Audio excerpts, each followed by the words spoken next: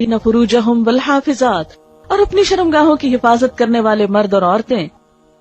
آپ صلی اللہ علیہ وسلم نے فرمایا، جو شخص مجھے اس چیز کی حفاظت کرنے کی ضمانت دے جو اس کے دو جبڑوں کے درمیان ہے یعنی زبان، اور اس چیز کی حفاظت کی ضمانت دے جو اس کے دو پاؤں کے درمیان ہے یعنی شرمگاہ، تو میں اس کے لیے جنت کی ضمانت دیتا ہوں۔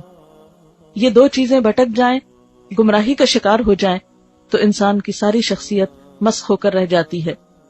آپ صلی اللہ علیہ وسلم نے فرمایا، جس شخص کو اللہ نے دو چیزوں کے شر سے بچا لیا وہ جنت میں داخل ہوگا، اس چیز کے شر سے جو اس کے دو جبڑوں کے بیچ میں ہے، اور اس چیز کے شر سے جو اس کے دو پاؤں کے بیچ میں ہے۔ یعنی اگر کوئی شخص ان چیزوں کی حفاظت کرتا ہے تو اللہ تعالیٰ اس کے دین، ایمان، عزت، آبرو ہر چیز کی حفاظت کر دیتا ہے اور اس کو جنت میں داخل کرتا ہے۔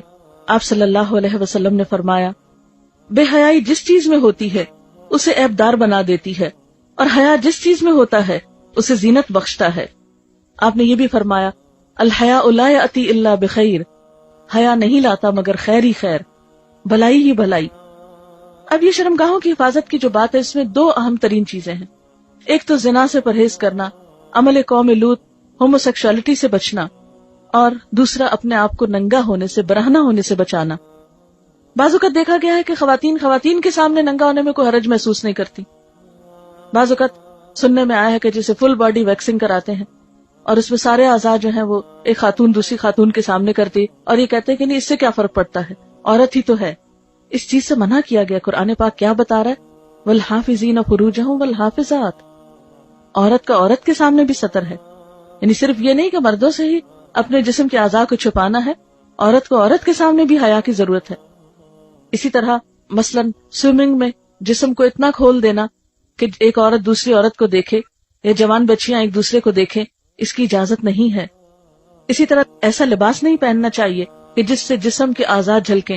بعض اوقات بچیاں ٹائٹ جینز پہنتی ہیں جس سے ان کے جسم کا ایک ایک حصہ جو ہے وہ نمایاں نظر آ رہا ہوتا ہے۔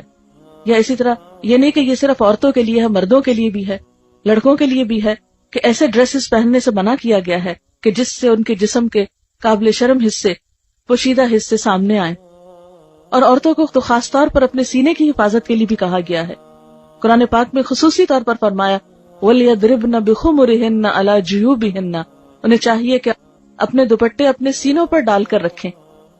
کیونکہ ایک اور جگہ پر فرمایا، وَلَا تَبَرَّجْنَ تَبَرُّجَ الْجَاهِلِيَّةِ الْأُولَى، کہ عورتیں وہ پہلی دور جاہلیت جیسی سجدج نہ دکھائیں، اپنے جسم کے فگرز کو نمایاں نہ کریں، کیونکہ یہ تو جاہلیت کی علامت ہے۔